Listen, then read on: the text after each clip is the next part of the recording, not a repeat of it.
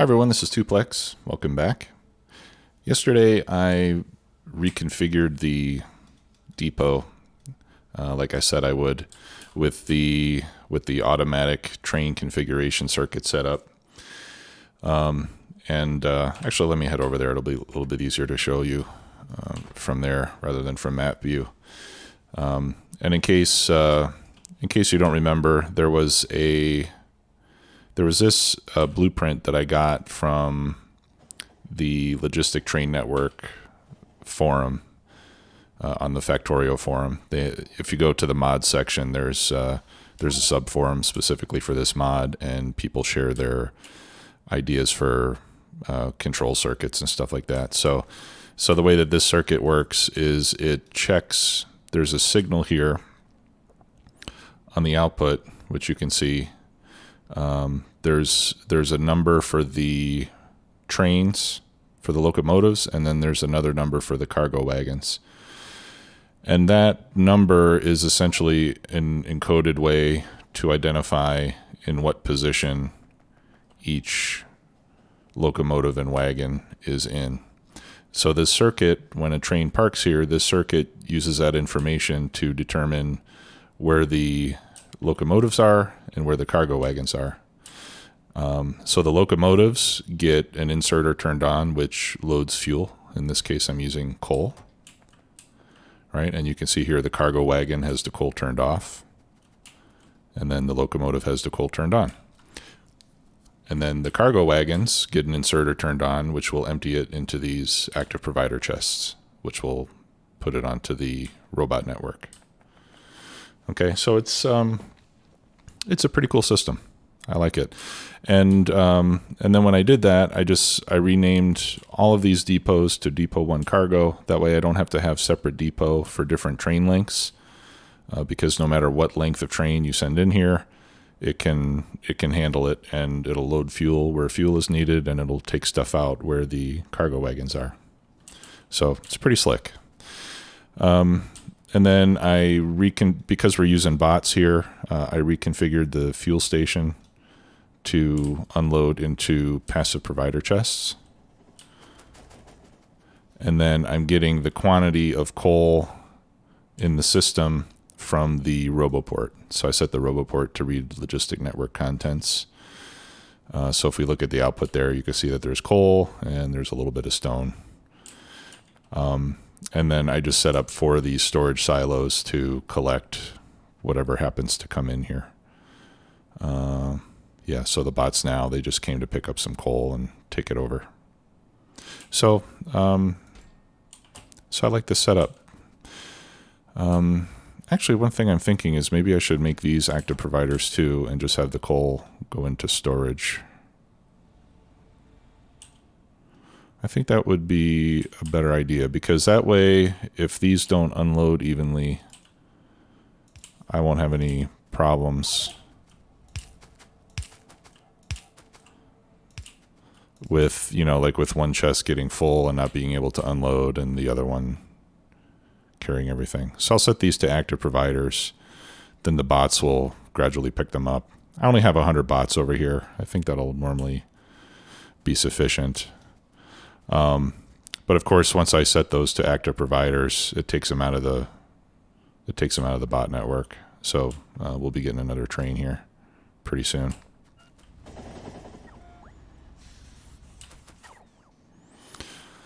Or maybe it doesn't. Does it count what's in active provider chests?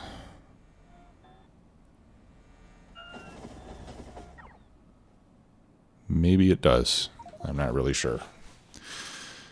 I thought that whatever you put in an active provider chest is not counted as part of the network. But I suppose I could be wrong about that. But we'll see. All right, so it'll take a little while for those to empty. And actually I can help things along by Control-Ving. Control-V, Control-V. All right, that's picker extended. That one's going to fill up soon.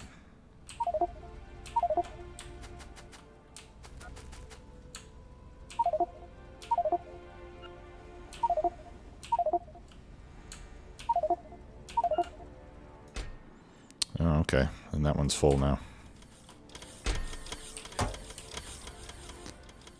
Yeah, so one of those will hold 16,000 coal. And then this is set up. This is set up to have a minimum of 16,000, and I should probably set the request threshold to 16,000 as well. That way it'll only get more when we run out.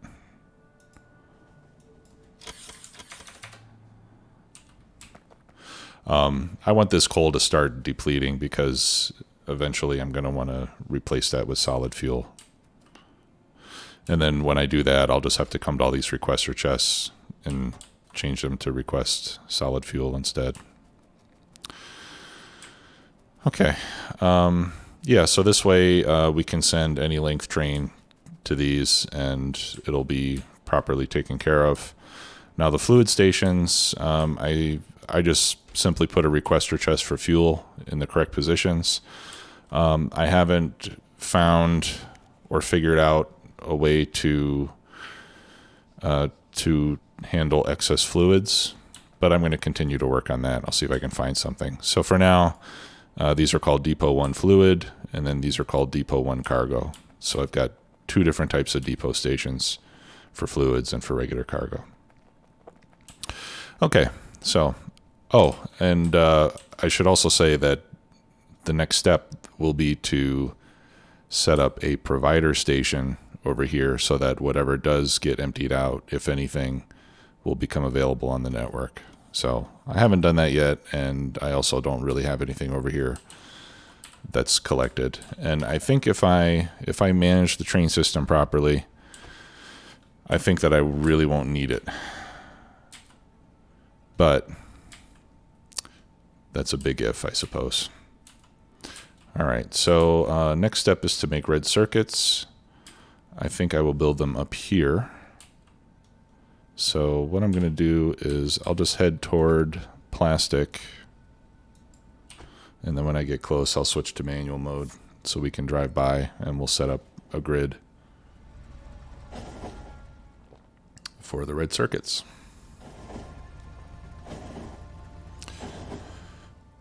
And I'm getting excited because we're getting close to being able to start scaling things up. Okay, don't stop, don't stop. Whew. Yeah, I don't want to unload anything here. Nope.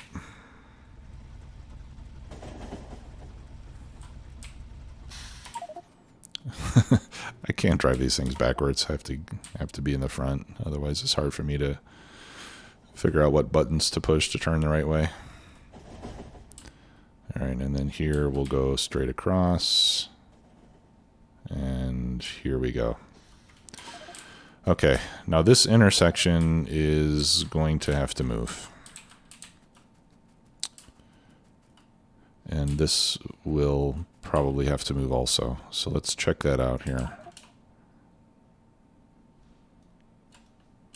Yeah, okay. Oh, and actually I don't want to...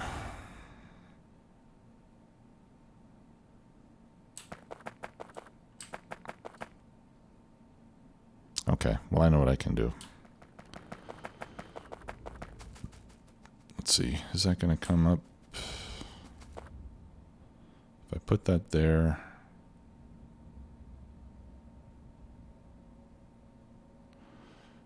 Yeah, so I'm going to have to remove this U-turn here as well. So let's take that out.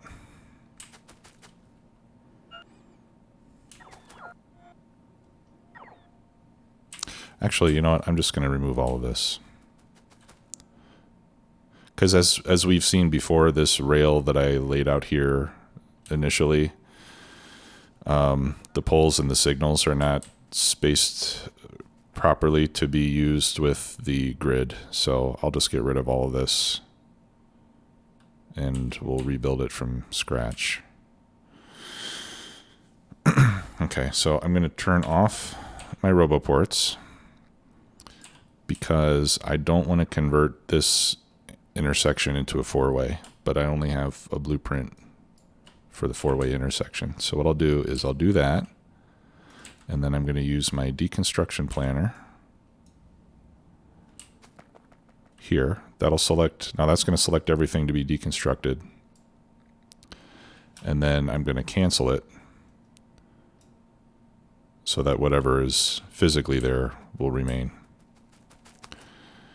And, oh, yeah, I lost power to my whole base. That's not good. All right, well, let's start constructing maybe once I get these power poles put down. Power will be restored. There we go.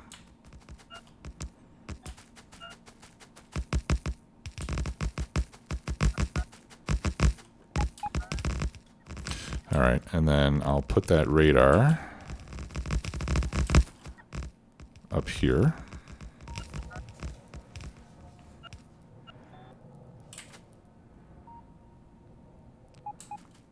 Okay. And I'm out of rail, so let's go get some more rail.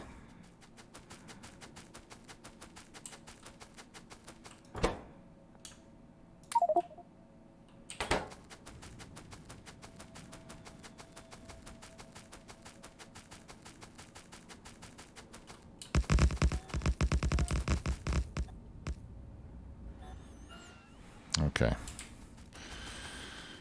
And then over here,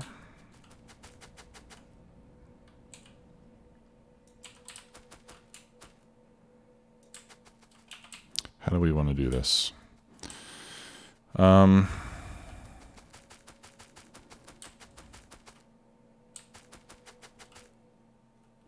Ideally, I would be moving this whole thing up here. Yeah, so let's do that. Let's put another grid section here. Because remember, we were going to have a 2 grid section high area here to capture these mining opportunities.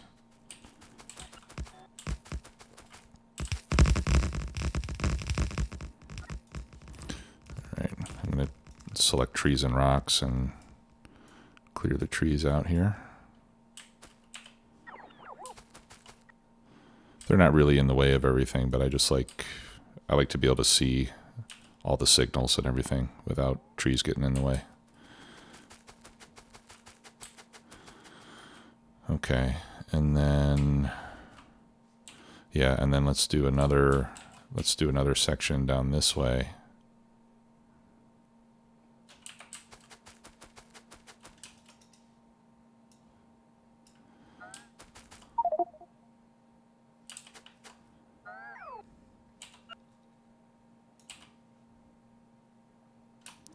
Like that. I'm gonna need to get some more signals.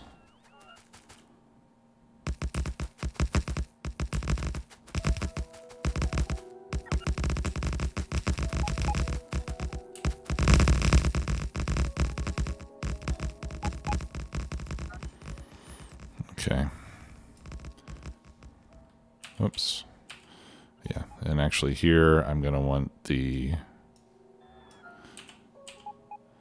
two-way junction, or the T-junction. Like that.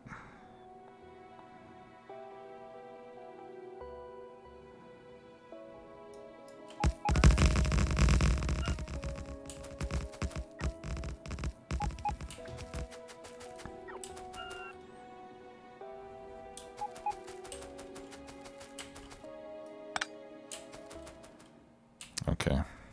All right, yeah, let me go get some more chain signals. I should have some in the train. Yes, I do. Get 3 of those. I'll get another stack of those. And I should be good with track for now.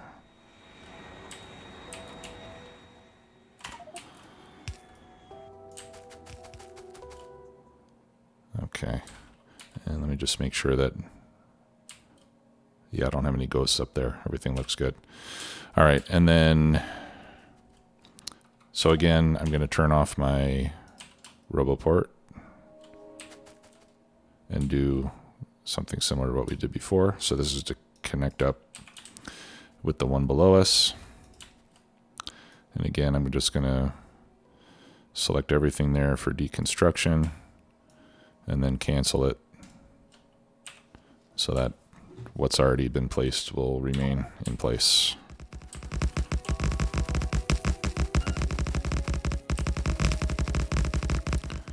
And hopefully all this lines up properly, and it does. All right. That's one nice thing about using grids. Everything lines up well. So when you want to connect different sections, you know that things are going to meet up correctly. If you're not using grids, another thing that a lot of people do is if you hit F4 to get to the debug settings and you show tile grid, you'll see a grid like this. Each one of these larger squares is a chunk, what's called a chunk in the game, and the small squares are individual tiles. So what some people will do is when they lay out their rail system, they'll set it up so that the rail always aligns with the chunk borders. And that way, if you're trying to connect a piece of rail here with a piece of rail far away on the other side of the map, you can be reasonably assured that that the ends will meet in the correct place if you keep everything aligned to your chunk system. All right, so let's get rid of this now. We don't need that.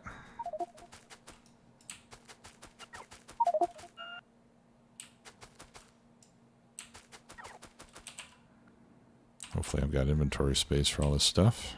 Looks like I do. Okay, and then finally, we need to reconnect the rail system to our nuclear plant. And I think I'll do that here.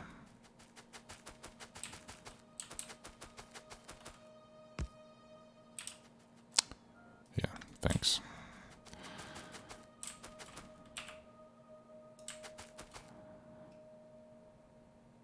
And I'll just go 45 degrees like this. That looks about right.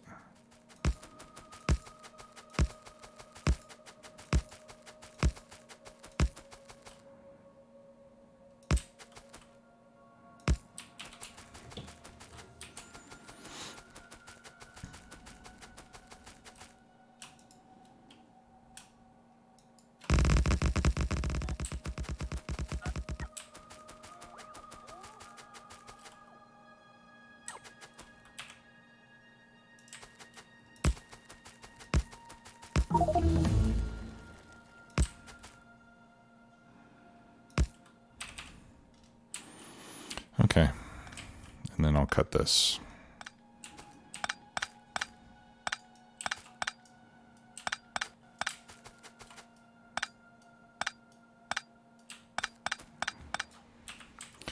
Okay, we got long build level 9, I think. Yeah, I think these are all leveled up to level 9. I'm not going to continue doing that. I guess let's do the last 2 levels of braking force. So we'll have our trains fully upgraded.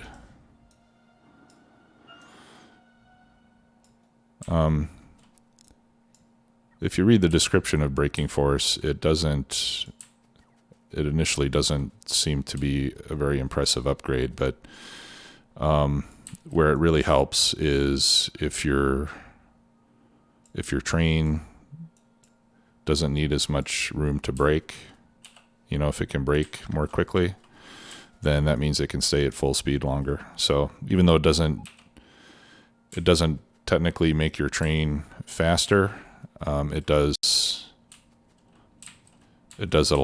allow it to complete its routes more quickly, I would say. So it's definitely a worthwhile upgrade.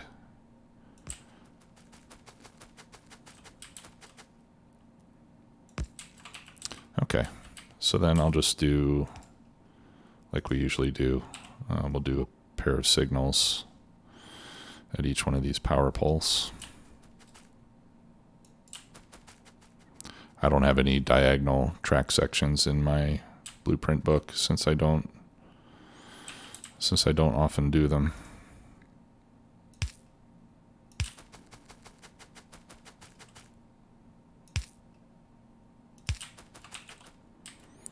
Okay. So now everything should still be connected. Oh, we're out of storage space over there. I should probably go take care of that. See if I don't have materials for another storage silo. And I don't think I have anything in my train either. No. Okay. Well, I do have storage chests. Now let me go back and get the stuff I need for the silo. I'm going to leave my train where it is. I just want to go back and get a few red circuits so I can make another storage silo to fill that up.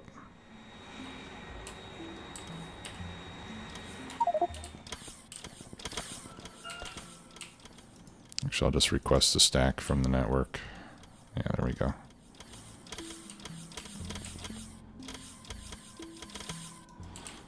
Might as well make 2 more.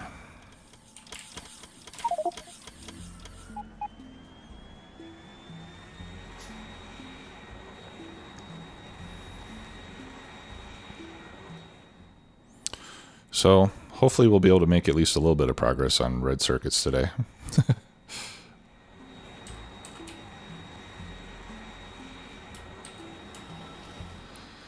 All right.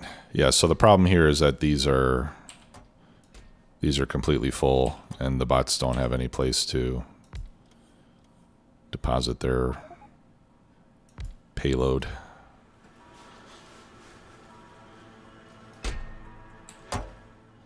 And that chest was already filled. Okay, let's see how we're doing on power. We're doing great.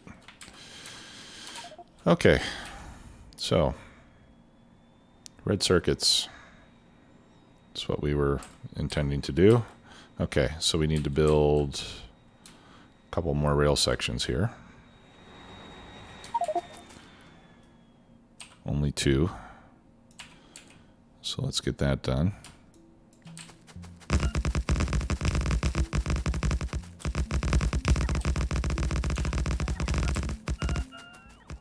I'll turn on my nanobots to help.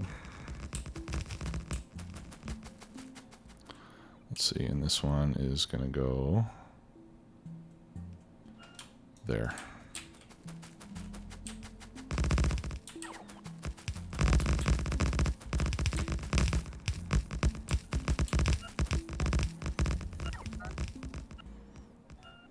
And it looks like I made some of my bots run too far there. They ran out of charge and they're running very slow. Okay.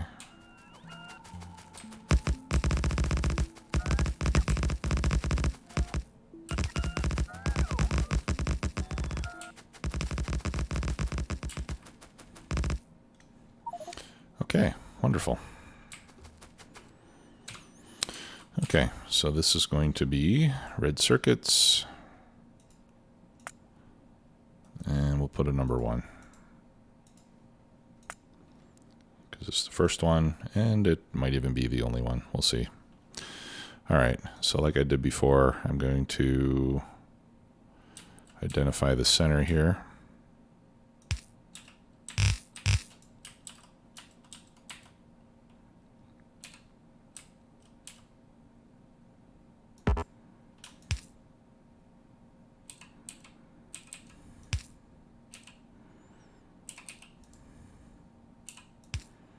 Okay, so that's the middle.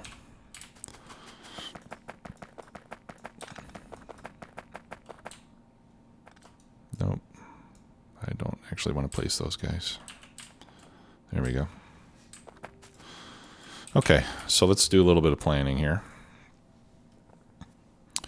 We can get rid of plastic. And we'll add a recipe for red circuits. So we want to figure out the proper ratios for red circuits with modules and beacons, right?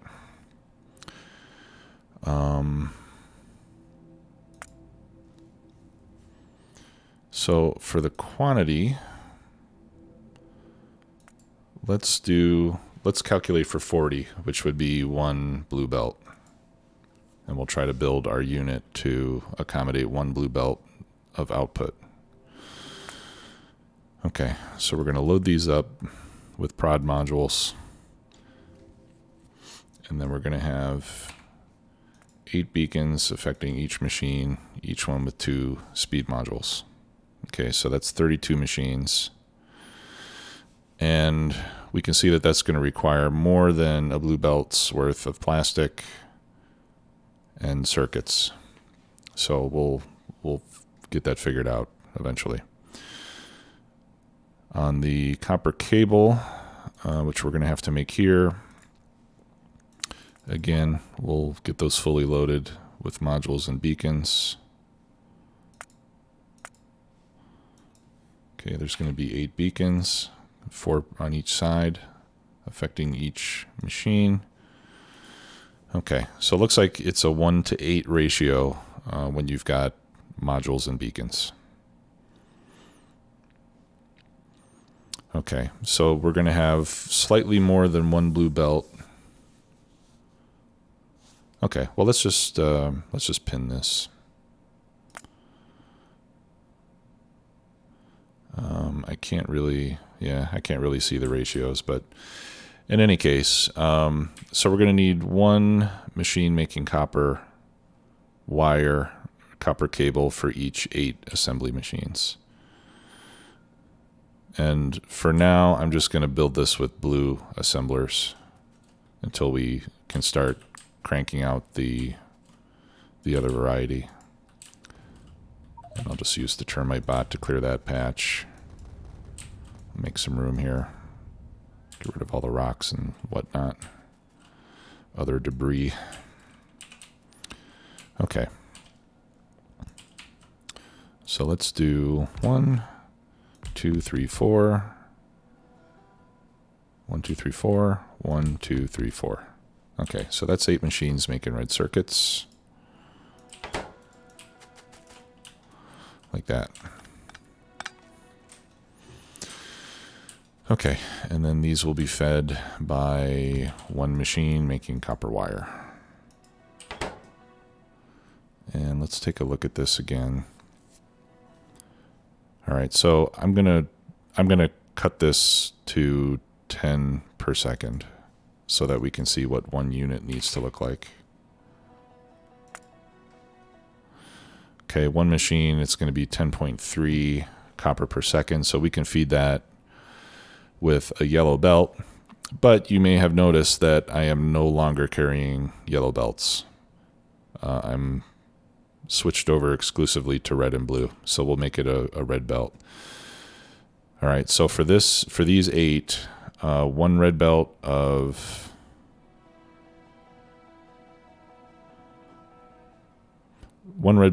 each of the ingredients will be sufficient. The hard part is going to be feeding this with plastic and circuits and still having room. I could do a blue belt. Because the blue belt will carry 40 a second, so I could do a split blue belt, bringing in plastic and circuits, and then, well, I'll need a blue belt carrying the output of copper cables as well, and then we're going to need another blue belt for the output. Okay, so let's, this will be copper, right?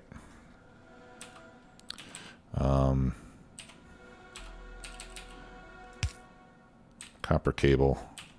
And then what I'll do on the output side is I'll put 2 stack inserters.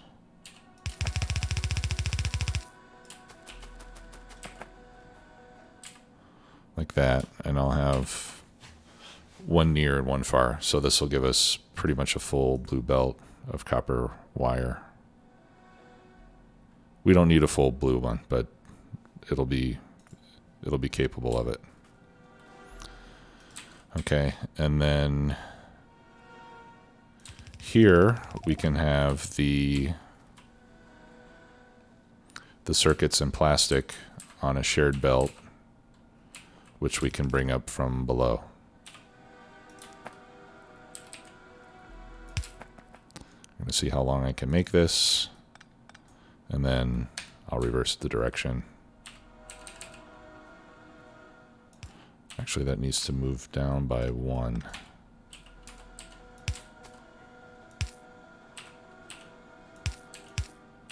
Because I need to be able to get the inserter on there. Okay.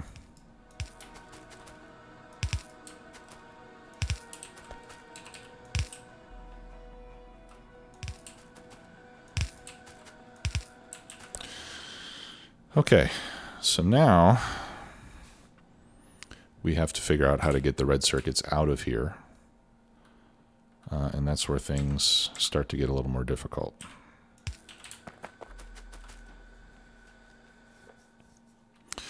Because, as we've said before, we need to have beacons all up and down the line here and all up and down the line here. Okay, so we're going to have to do some underground stuff.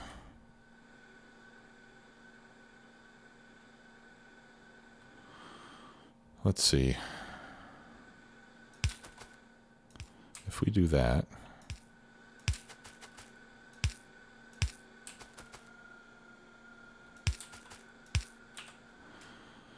using our adjustable inserters,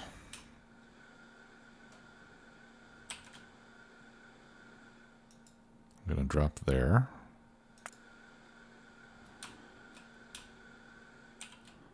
All right, and I can make that a near inserter.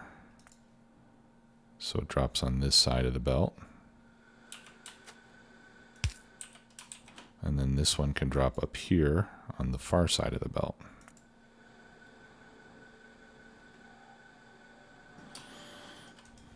That'll work.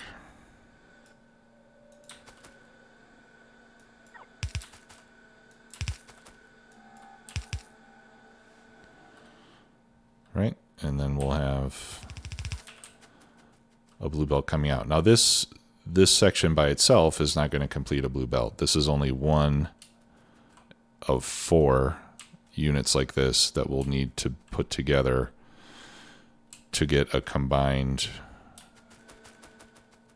between the 4 of them, we'll have a blue belt of output.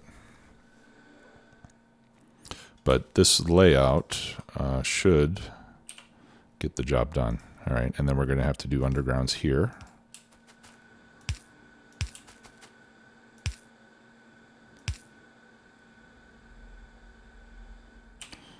And that's so we can get power in here.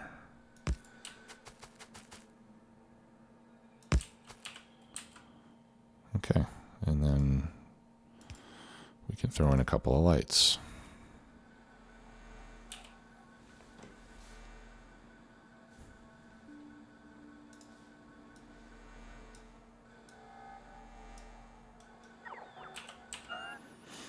Okay, and this one, no, we'll have to upgrade it later.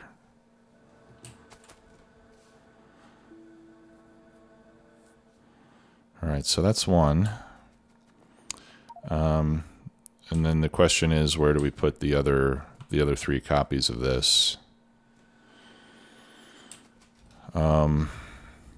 We could put them side by side and then just merge these belts together. Of course, in that case, I could do this with red belt.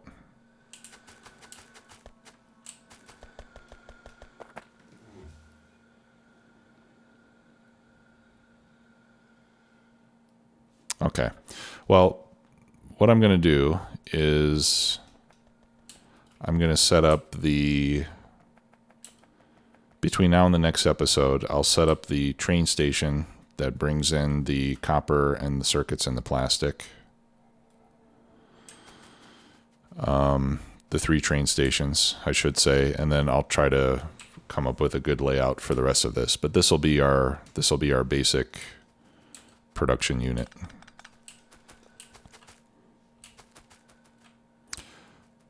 I think it might be better if I put these, if I can figure out a way to put these in a row, 4 of them in a row, because I think that'll be a more efficient use of beacons.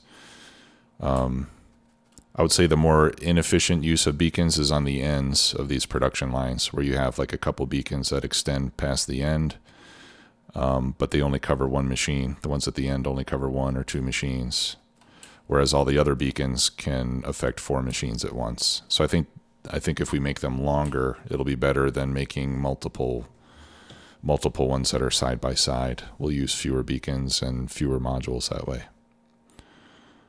So yeah, so that'll be the plan. I'll figure out. I mean, I guess if we're going to do that, we would just repeat this.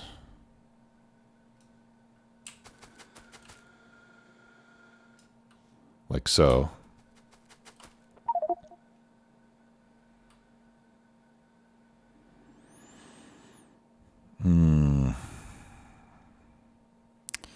Yeah, I'm gonna need to leave a space.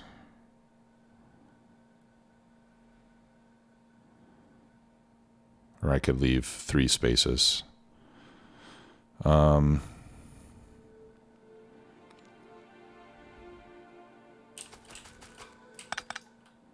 2, 3. Yeah, I think it'd be better to leave 3 spaces. I mean, no spaces would be the best, but I have this problem here. This is completely full, and then I don't have enough room to get these out. Oh, I know what I can do. Let's see. Yeah. That can go up there.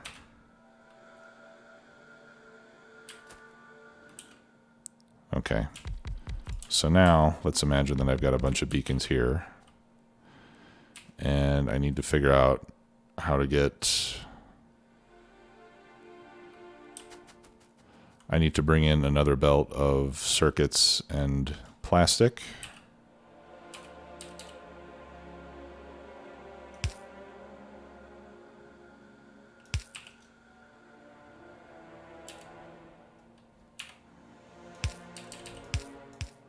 Which I can do like that.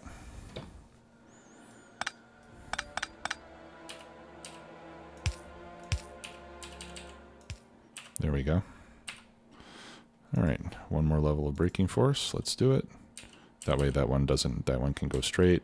And then here I will need to bring in a red belt of copper.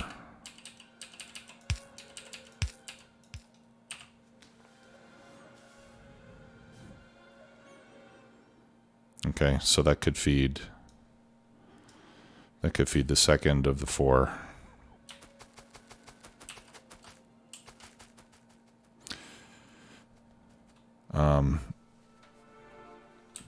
And then when I have more over here, I think the challenge is going to be on getting the materials in, because I won't have any room to feed those in from the side like that. Yeah, so well, maybe we can do 2 columns and just mirror them so we can feed in materials from the outsides. I mean, at least that'll save 1 column of beacons. Or they could share 1 column of beacons. But yeah, well, we'll figure it out. I'll continue to look at this and try to come up with something that makes sense. So we'll get into that in the next episode. Until then, thanks again for watching. Talk to you later. Bye-bye.